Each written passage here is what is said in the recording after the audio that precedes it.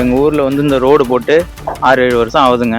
இந்த ரோடு பேத்து போட்டு 4-5 மாதம் ஆகுது. தீபாவளிக்கு முன்னாடி பேத்து போட்டது. இது வரையும் அந்த ரோடை பற்றி என்ன ஸ்டெப்பும் எடுக்கலைங்க. பேத்து போட்டு குண்டு குழிமா கிடக்கு.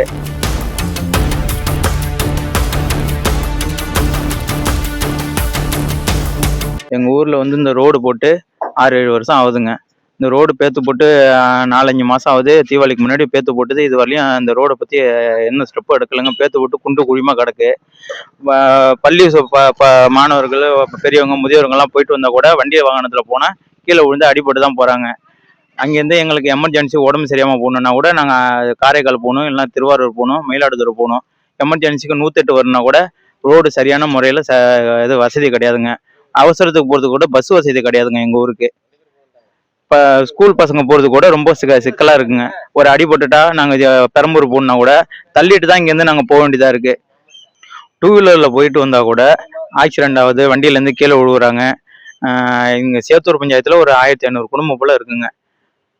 சீக்கிரம் ரோடு வசதியை பண்ணி கொடுத்தா எங்களுக்கு நல்லா இருக்கும். எங்களுக்கு பஸ் வசதி செஞ்சு கொடுத்தா கூட இன்னும் நல்லா இருக்குங்க. ஸ்கூல் பசங்களை காலையில் ஸ்கூல் விட போனால் கூட, இல்லை சாயங்காலம் அழைச்சிட்டு வந்தால் கூட, அழைச்சிட்டு வரப்போ நாங்கள் அழைக்க போகிறப்போ வந்து சைக்கிளில் போனால் கூட பசங்க கீழே விழுந்துடுதுங்க. சைக்கிளில் போகிறப்போ கூட ரோடு சரியில்லாதனால நாங்கள் அழைக்க போகிறவங்க சாயங்காலம் இருட்டு போயிடுதுங்க. அழைச்சிட்டு வர்றதுக்கு சரியான முறையில் எங்களுக்கு ரோடு வசதி ஒன்றும் சரியில்லைங்க. சீக்கிரம் சரியான முறையில் எங்களுக்கு ரோடை போட்டு கொடுத்தா இன்னும் நல்லா இருக்குங்க.